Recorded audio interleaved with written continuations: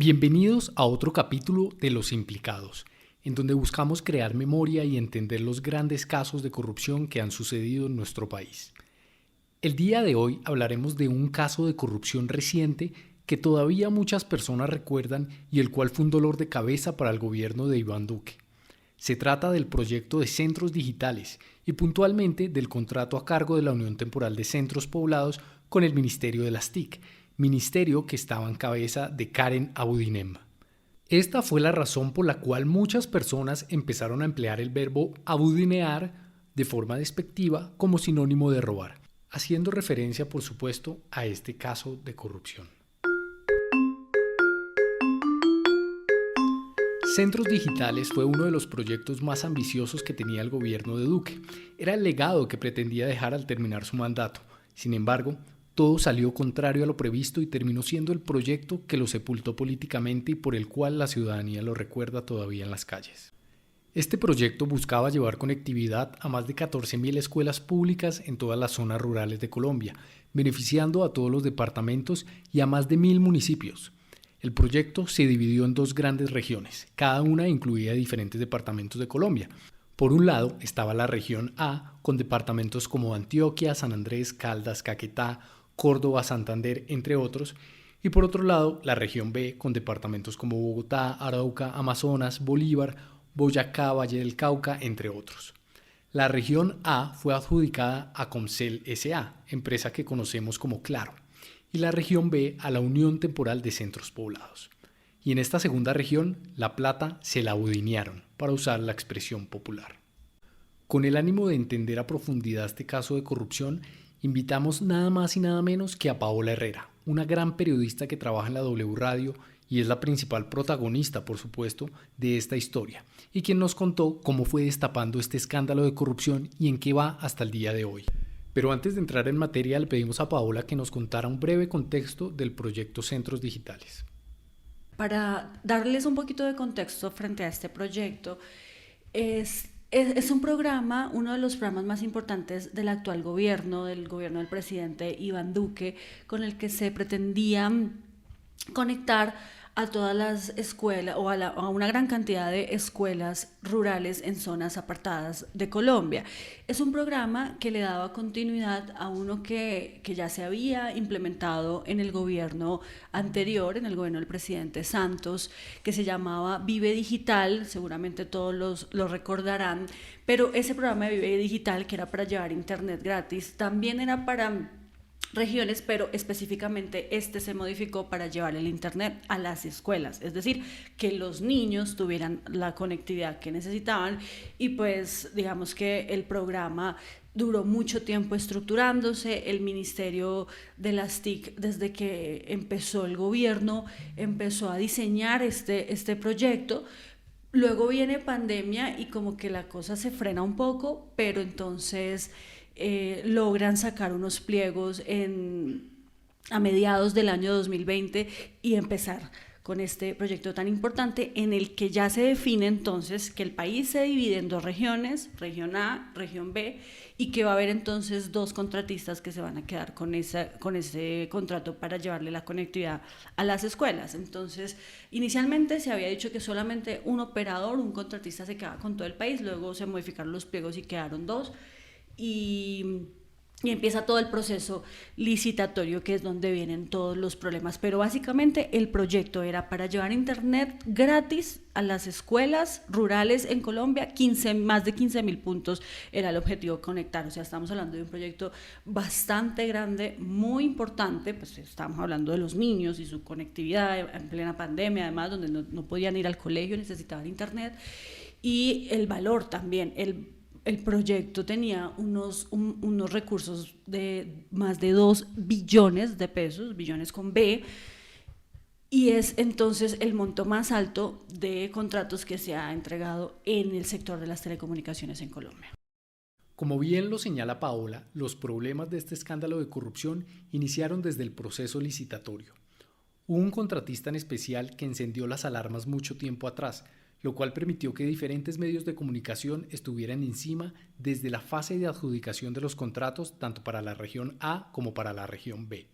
Lo primero es que para Cuando se saca esta licitación, cuando se publica y se convoca a todas las empresas del sector que quisieran participar, del sector de telecomunicaciones, terminan presentándose 10 oferentes, 10 empresas entre uniones temporales o empresas solitas expertas en temas de telecomunicaciones que se presentan para este proyecto, y en medio de las audiencias para adjudicarlo, cuando ya se habían hecho pues las revisiones de las ofertas, se habían hecho las evaluaciones y demás, en medio de las audiencias se da a conocer que una de esas uniones temporales tenía como abogado, como representante legal, a una persona que al mismo tiempo era asesor de la ministra, ¿sí? Asesor del despacho de la ministra. Entonces, claro, esto prendió las alarmas, esto alertó a la opinión pública, porque todos dijimos como, bueno, ¿cómo así que una persona que trabaja cerca de la ministra, que seguramente tiene acceso a información confidencial, pues también está representando a una de las uniones temporales que era una de las más opcionadas para ganar? Entonces, a raíz de todo digamos, la presión mediática que hubo por ese pequeño problema, o no pequeño, ese gran problema, la ministra decide retirar o suspenderle el contrato de su asesoría en el despacho a este abogado. Él sigue en la unión temporal Cesinred, que era la que él representaba. Y entonces ahí es cuando desde los medios de comunicación, y particularmente en la W y yo, dijimos, bueno, ya sabemos quién es esta unión temporal Cesinred, pero ¿quiénes son las otras 9? ¿Quiénes son las otras 9 empresas que están participando? Y empezamos a averiguar sobre cada una de ellas. Había pues multinacionales, incluso hasta de la China, empresas expertas en conectividad vía satélite y demás, y pues digamos que ahí no había lío, ahí check. Pero empezamos a darnos cuenta que habían otras que tenían un montón de investigaciones, que habían sido mencionadas en escándalos, que estaban en procesos en la Contraloría y en la misma Procuraduría, y una de esas era la Unión Temporal Centros Poblados. Entonces dijimos, bueno, pongámosle la lupa a esta Unión Temporal Centros Poblados a ver quiénes son. Y nos damos cuenta que una unión temporal pues es un conjunto de empresas que se unen, se consorcian, se juntan para complementarse. Entonces, como en los pliegos, los requisitos pues habían unos requisitos en materia de experiencia, en materia de músculo financiero y demás, pues una sola empresa de estas 4 no se podía presentar sola, porque pues evidentemente no iba a cumplir con los requisitos, entonces tenía que buscar unos socios que le ayudaran a complementar esos requisitos exigidos y poder así tener más posibilidades de ganar. Entonces se unen 4 empresas, y esas 4 empresas empezamos a investigarlas y nos damos cuenta que 2 no tienen absolutamente nada de experiencia, o no, 3 no tienen absolutamente nada de experiencia en el tema de telecomunicaciones. Eran empresas que incluso estaban aparecían con actividades económicas como ferretería, construcción de edificios, o sea, nada que ver con internet.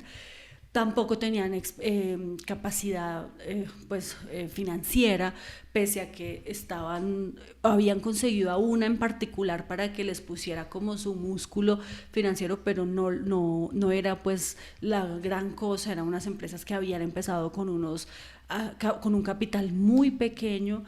Y aparte había otra, la que sí tenía experiencia en el tema de telecomunicaciones, que estaba investigada por un súper, hiper, mega escándalo, que fue el contrato de bilingüismo en La Guajira, que la Contraloría dijo pues que había un montón de irregularidades y que incluso había detrimento patrimonial. Entonces ahí es cuando nosotros empezamos a cuestionar al ministerio y a decirle, bueno, ¿por qué estas empresas están participando y no las descalifican si no tienen experiencia, no tienen capacidad técnica, jurídica y financiera, y aparte pues tienen escándalos?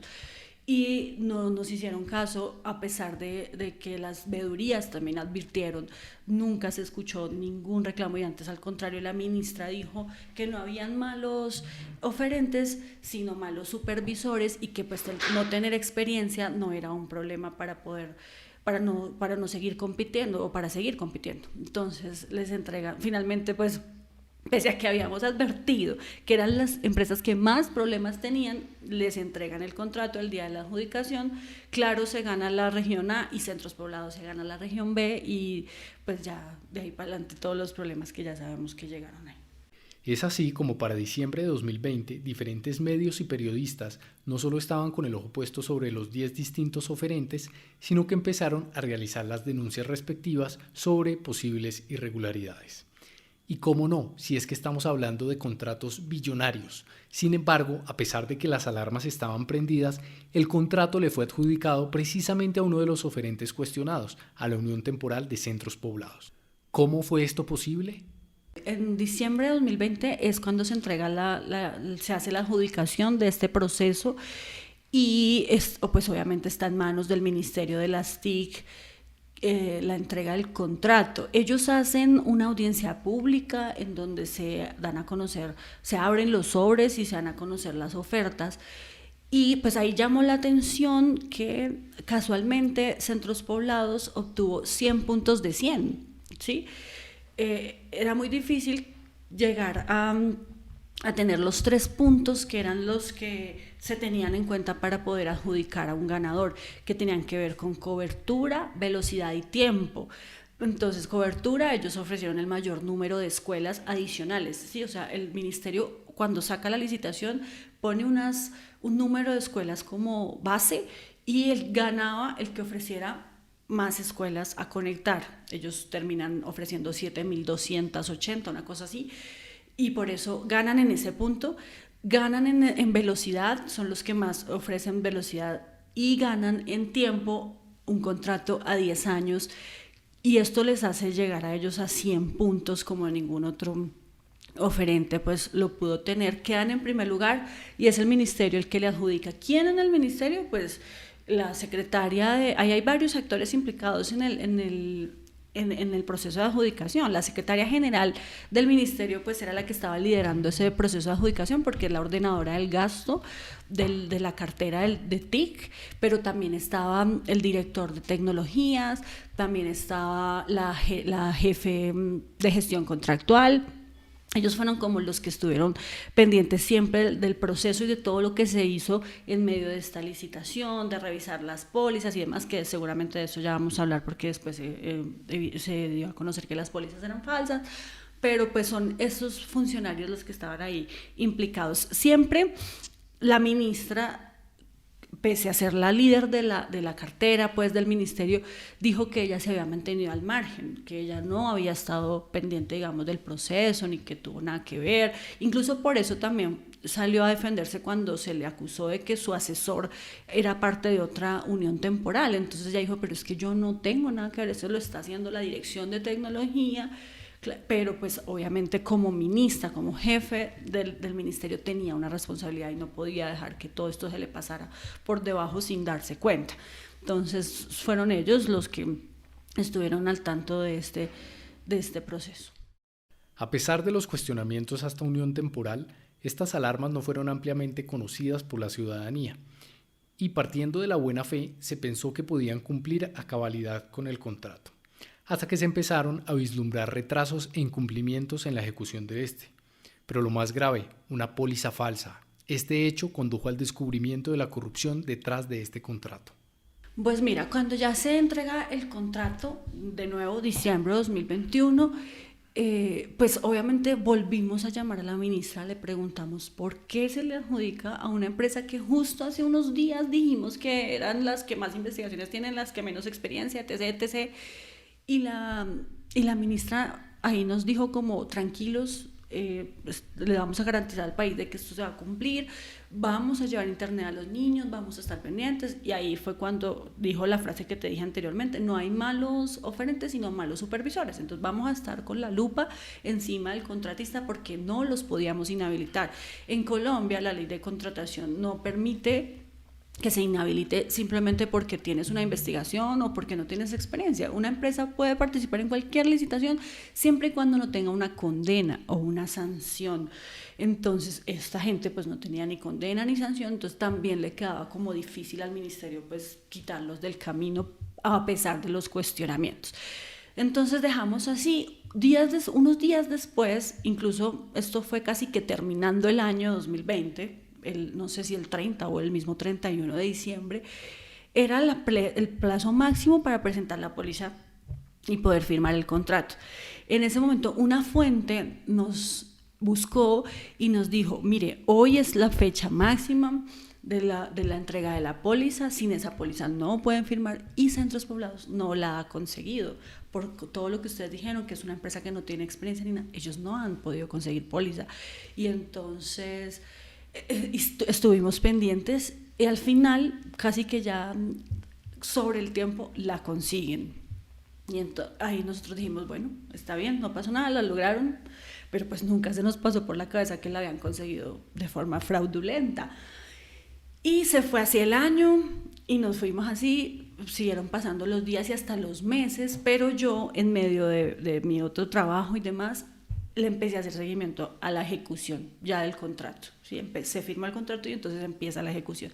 Y yo le hago seguimiento a la ejecución y empiezo a ver, pues a los primeros 2 meses, luego los 4 meses y así. Y en abril me doy cuenta que pese a que ya llevamos 4 meses, me meto al SECOB y empiezo a mirar informes de ejecución, muchos documentos que han ellos enviado, y me doy cuenta que, claro, llevaba 700 puntos instalados, mientras que Centros Poblados no había instalado ni uno, no llevaba nada. Y entonces ahí yo dije, bueno, ¿cómo así? Ya llevamos 4 meses, ¿por qué no han instalado ni un punto? ¿Y tenían los mismos tiempos? Claro, los dos empezaron en enero, apenas firmaron el contrato, los dos empezaron al mismo tiempo. Y entonces sigo revisando documentos, informes que ellos les mandaron a la interventoría, porque pues este contrato tenía una interventoría que estaba revisando. Y el contratista le decía a la interventoría que el paro, que la pandemia, que el bloqueo en el canal del Suez, o sea, muchas excusas que seguramente pues para Claro también estuvieron en el camino, pero pues Claro sí estaba cumpliendo. Estas personas no estaban cumpliendo y también ya había registrado en el SECOP, en la cantidad de documentos que yo revisé, ya había una alerta por parte de la interventoría diciendo, ojo, que no están cumpliendo. Es un incumplimiento ya de 4 meses. Y si estaban incumpliendo el cronograma, siempre lo normal que pase es que se les pone una sanción. El contratista la paga y sigue adelante. Eso se llama un proceso administrativo sancionatorio, eso es normal. Y entonces volvemos a llamar a la ministra y la ministra nos dice, no, nosotros estamos haciéndole seguimiento, estamos pendientes de que el contratista cumpla, sí, hay unos tiempos, que no sé qué. No es cierto que no lleven ni un punto. Nosotros le mostramos los documentos y le dijimos, vean, no llevan un punto instalado, la interventoría misma lo está diciendo. Bueno, el caso es que entonces la ministra prende las alarmas dentro del ministerio y dice, vamos a acelerar el proceso de sanción, porque sí, hay un incumplimiento. La ministra dice, sí, hay un incumplimiento.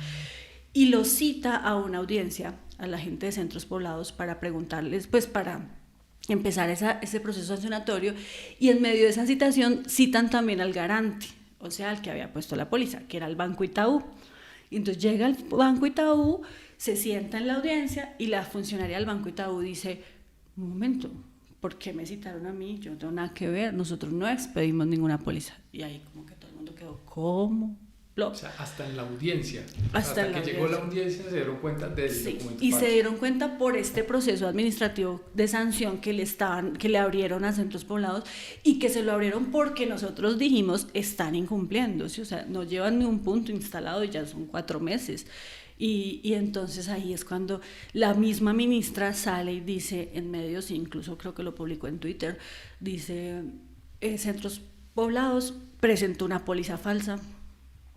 Esto significa que tenemos que empezar un proceso de caducidad del contrato. Entonces ahí sigo yo investigando y me doy cuenta que no solamente era una póliza falsa, sino eran 3. Y aparte, todos los documentos que ellos presentaron, las firmas de los representantes legales, en la oferta, otro montón de cosas que ellos entregaron, todo era falso. Todo, o sea, hicieron esto cómo se puede llamar, como una maraña, una cantidad de chanchullos, como se dice popularmente, y entregaron todos los papeles falsos, o la mayoría de los papeles falsos. Y sigo investigando, ahí es cuando nos damos cuenta que no hubo revisión de esas pólizas, que el ministerio contrató a una firma especialmente para que revisara las pólizas y la firma no se dio cuenta, o sea, esa plática también la perdimos.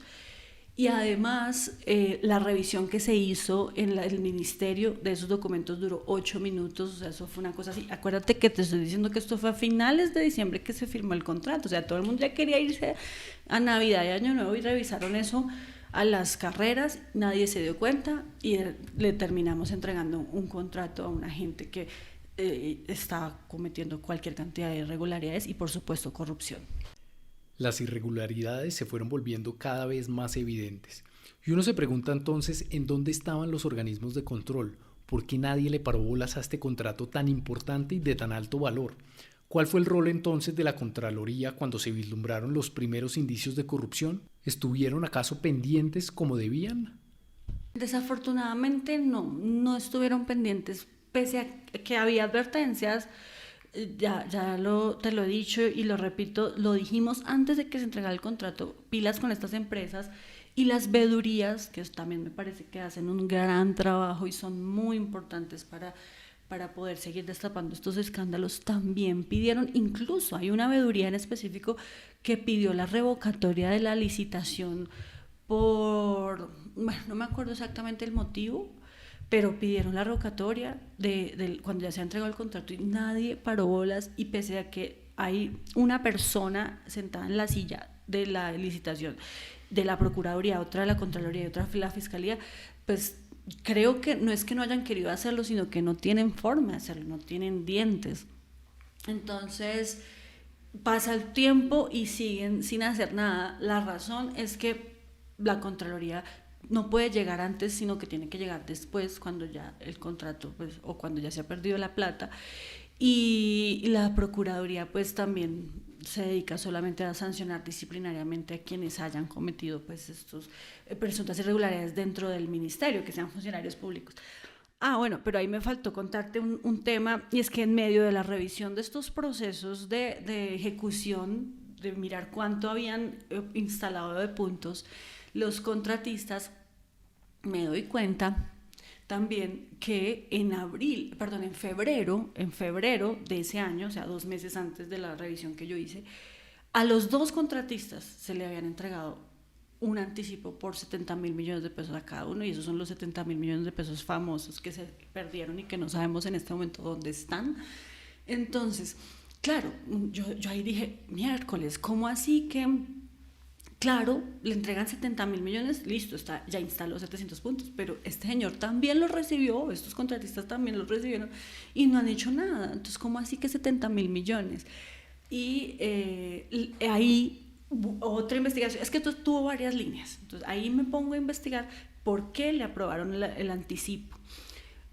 Y habían documentos en donde se especificaba, cláusulas del contrato en donde se especificaba que no se podía entregar el anticipo sin demostrar algo, ¿sí? O sea, no habían instalado un punto y sin embargo lo entregaron. Y ahí es cuando me doy cuenta que la interventoría y el comité evaluador del ministerio aprobó sin los soportes que se necesitaban para poder entregar la plata, para poder hacer el desembolso. Resulta que Centros Poblados fue por allá y compró en Estados Unidos unos equipos a unas firmas que después se descubrió que eran firmas de ellos mismos, o sea, se pasaron la plata entre ellos, pero por allá compró unos equipos en Delaware y entregan esa factura, y ahí es cuando el ministerio dice ok y les entrega el anticipo, pero eso no era así, o sea, ese no era el procedimiento, ahí lo incumplieron. Por eso también estamos pendientes de que se abran investigaciones, por ejemplo, a quienes permitieron que se entregara ese anticipo, a la interventoría. O sea, la interventoría cometió tantos errores y no les ha pasado nada. Ahora que volvieron a adjudicar el contrato a ETB, es la misma interventoría la que los va a vigilar. No ha pasado absolutamente nada con eso, entonces eso también fue un problema. Y la siguiente etapa de la investigación, que seguramente la hablaremos más adelante, ya es cuando me doy cuenta y logro llegar a Emilio Tapia, que pues es el cerebro de todo esto. ¿Cómo es posible que un tipo como Emilio Tapia estuviera involucrado en este caso y, como lo menciona Paola, fuera el cerebro de todo este entramado de corrupción?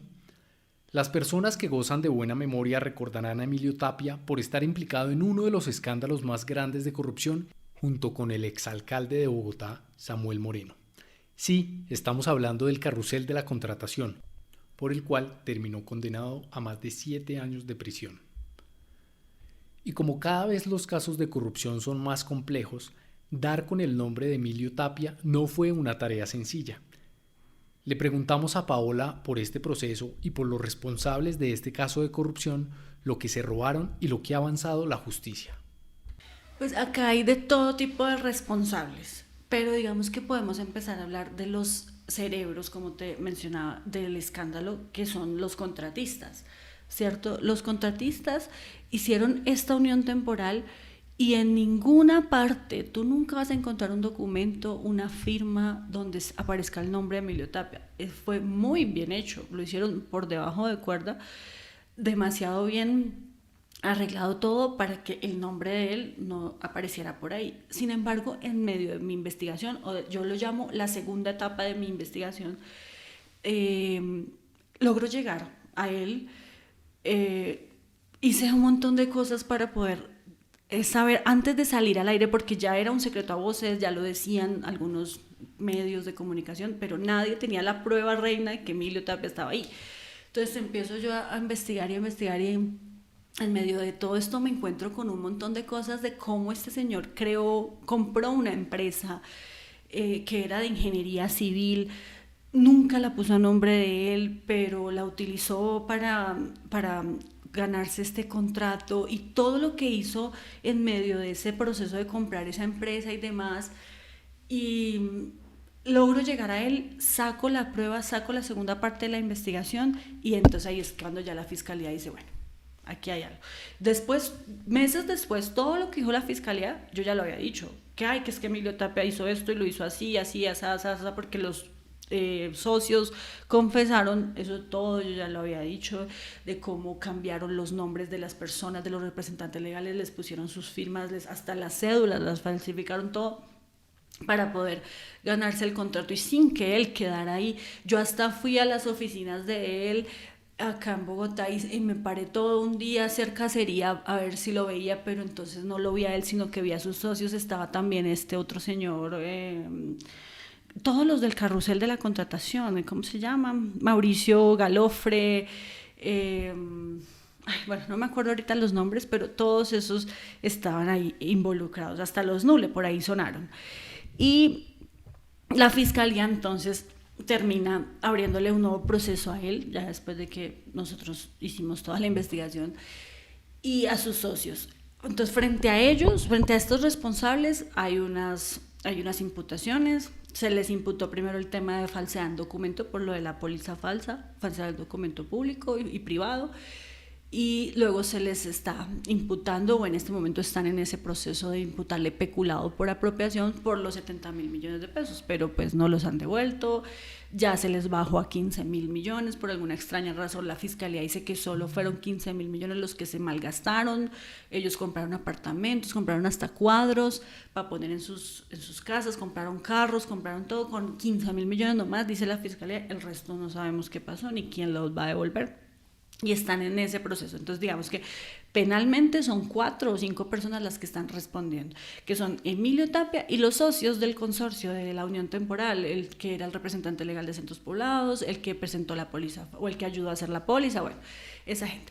Frente al lado de los funcionarios, eso sí, no ha pasado absolutamente nada. Había una investigación disciplinaria en la Procuraduría contra 15 personas del ministerio, pero hace unos días escuchamos que esa investigación se suspendió hasta que se pueda nombrar a otro procurador delegado, porque por competencias internas no puede investigar a esas personas, así que eso quedó en stand-by. Y a la ministra, a quien la llamaron en la corte, si no estoy mal, el proceso le quedó casi que congelado, no ha pasado absolutamente nada con ella, nadie ha demostrado pues por qué no la han investigado, si es culpable o no, si se apropió de recursos o simplemente fue negligencia, lo que sea, pero ella está completamente absuelta en este momento de cualquier culpa o de responsabilidad, porque pues ninguna autoridad ha dicho lo contrario. ¿Qué responsabilidad tiene la ministra Karen Abudinem en este escándalo de corrupción? ¿Cuál fue su papel al interior de este ministerio? ¿Será que la ministra Abudinem era idónea para manejar un ministerio para el cual no tenía experiencia alguna? Pues es una persona muy cercana al gobierno o al presidente Iván Duque, una persona casi que siempre ha trabajado muy de la mano de él, pero también es una persona que trabajó en el gobierno anterior. Ella fue funcionaria del presidente Juan Manuel Santos y es una funcionaria que venía de las de las casas políticas más importantes en Barranquilla. Karen Abudinem es una ficha de la casa Char, eso para nadie es un secreto. Y además empresarios muy importantes en el Caribe colombiano, como el dueño de Tecnoglass, es casi que su padrino también. Entonces es una persona muy cercana a ellos, fue funcionaria de la alcaldía cuando Alejandro Char fue alcalde, y es muy cercana a ellos. Sin embargo, hay que decir que este proceso de este programa de centros digitales no se lo inventó ella. Yo te decía que desde que empezó el gobierno se estaba planeando y estructurando el proyecto, y digamos que la anterior ministra, que era Silvia Constaín, dejó un pedazo hecho, y su viceministro Iván Mantilla fue el que lideró el proyecto dentro del ministerio de las TIC. Entonces lo que pasa cuando llega Karen Abudinem es que se modifican los pliegos para abrir el país en dos. Como ya te conté antes, solamente se tenía la idea de que fuera un operador para todo Colombia. Cuando ella llega se modificaron los pliegos, y hay digamos como indicios de que estos pliegos se modificaron para beneficiar seguramente a estos contratistas. Eso nadie lo ha investigado ni nadie lo ha aprobado. Pues hablo de nadie, me refiero a autoridades, pues que digan sí, aquí hubo un beneficio o favorecimiento para alguien. Eso no se ha dicho, entonces pues a mí como periodista no me corresponde. Pero claro que se cuestionó que ella fuera una ficha de Char y llegara a un ministerio del que no tenía nada de experiencia, nada de idoneidad, como tú dices. Ella incluso en las primeras entrevistas que dio, me acuerdo que en Caracol Televisión salió a decir que 5G significaba que era 5 veces más rápido. Entonces todo el mundo dijo como, ¿por qué ella en las TIC? Ella venía de, si no estoy mal, de una consejería de la presidencia, pero también había sido directora del bienestar familiar, y también había sido del DPS, si no estoy mal. Entonces, nada de experiencia frente a este tema, pero sí experiencia en el sector público, y por eso Duque siempre la defendió, porque es una persona que tiene la camiseta del sector público puesta, es una persona que tiene la vocación de servicio y no sé qué. Entonces por eso la defendió, y hasta el final, porque ella renuncia cuando ya es completamente insostenible este escándalo, cuando ya pues habíamos descubierto todo lo que pasó y demás, y pese a que se quiso mantener y después de la moción de censura en el Congreso seguía atornillada, pues ya le tocó en algún momento, en medio de un partido de fútbol además, salir a renunciar y al presidente Duque aceptarle la renuncia. Hablemos de plata. ¿Qué se sabe de la plata? ¿Qué pasó con el dinero? ¿Con los famosos 70.000 millones de pesos? ¿Qué tanto avanzó el proyecto de centros digitales y en qué va el proceso de recuperación de esta plata al que se comprometió el gobierno Iván Duque? Pues mira, con los 70.000 millones de pesos estamos esperando que nos digan qué pasó, porque no se han recuperado. El ministerio en este proceso se declaró como víctima, y el ministerio, pues ya con una ministra diferente y unos funcionarios diferentes, están insistiendo en que necesitan que se les devuelvan los 70.000 millones de pesos completicos, porque en el proceso penal que hay en la fiscalía dice que solo encuentra lo que te decía, 15.000 millones de pesos mal gastados, y que lo otro, que aproximadamente serían como unos 55.000 millones, sí fueron invertidos. ¿Invertidos en qué? En equipos que están tirados en una bodega de la DIAN y que están incluso hasta inservibles, unas baterías que no funcionan. Y el ministerio dice, no, qué pena, pero yo no contraté equipos, yo contraté la prestación del servicio de internet y eso es lo que me tienen que entregar. Entonces no nos sirve que nos devuelvan unos equipos que además están dañados y que no sabemos, o sea, ¿quién dice que esos equipos valen 55.000 millones?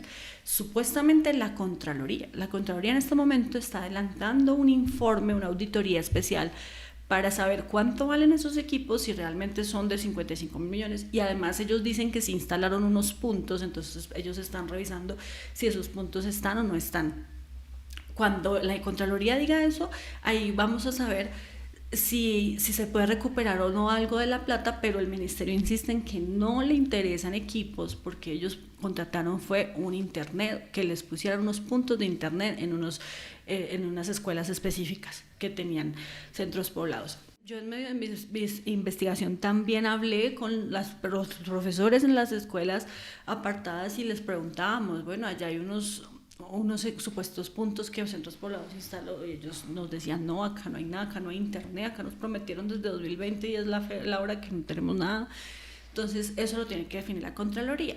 Eso por el lado de los 70 mil millones, pero por el otro lado, pues ya el ministerio, 9 meses después de haber caducado el contrato el año pasado, entrega un nuevo contrato hace como un mes ya, o más de un mes, a ETV. Se queda entonces ETV con este proceso, el mismo valor, o sea, 1 billón de pesos. Esto significa que no descontaron los 70 mil millones, esto significa que los colombianos los vamos a pagar 2 veces los 70 mil millones, y estamos esperando a ver que el contratista pues cumpla. Digamos que este gobierno no se quería ir sin dejar adjudicado ese otro contrato, y pues la idea es que ellos empiecen a ejecutarlo. Por el otro lado, claro, está avanzando, aunque ellos también tuvieron unos problemas de incumplimiento el año pasado por el tema de unos equipos tampoco que no podían comprar y la pandemia y demás. Entonces están un poco atrasados en el calendario, pero ahí van ejecutando. No sé exactamente cuántos puntos se hayan instalado ya, pero sé que en el ministerio están haciendo el esfuerzo para dejar algo. No los 15.000, obviamente, ¿no? O sea, el tema de la promesa de Duque está completamente incumplida. Eso no va a pasar, y tampoco va a pasar, creo yo, que se recuperen los 70 mil millones de pesos. Para culminar con este capítulo sobre Mintic y centros poblados, le preguntamos a Paola por lo que queda pendiente por investigar de este caso hasta la fecha por parte de la justicia en Colombia. No, eso falta un montón. Mira, está el informe de la Contraloría, está la Fiscalía que termine todos los procesos penales. En este momento pues le están imputando el peculado a Emilio Tapia, pero pues no se sabe si eso va a ir a juicio o si él va a aceptar cargos. Eso es un proceso también un poco largo, y además está pues el tema de que devuelvan por lo menos esos 15 mil millones de pesos que dice la Fiscalía que se robaron o se apropiaron de manera irregular. Y también hay muchos procesos alrededor. Por ejemplo, hay un tribunal de arbitramiento, hay una demanda en el Tribunal Administrativo de Cundinamarca en donde muchas partes están demandando al contratista, donde hay otros que se están declarando víctimas. También hay una demanda que el contratista nos va a poner al Estado colombiano por haberle caducado el contrato, y ellos habían hecho pues unas inversiones, dicen. O sea, hay muchos procesos acá detrás en los que todavía estamos esperando decisiones, pero si uno dijera a qué nivel ha actuado la justicia, pues yo digo que un nivel muy lento, muy pobre, porque la Fiscalía lo único que ha hecho es imputarle a 4 personas, y los del ministerio, los responsables en el ministerio, el tema de la plata, ¿qué? Lamentablemente, como en la mayoría de casos de corrupción, las personas afectadas son las que más ayuda necesitan por parte del Estado. En este caso, miles de niños y personas del sector rural a las que nunca les llegó la conectividad prometida. Esto fue todo en el capítulo de hoy. Síganos en nuestras redes sociales para que no se pierda de nuestros próximos capítulos y pueda entender estos grandes casos de corrupción. Mil gracias por escucharnos.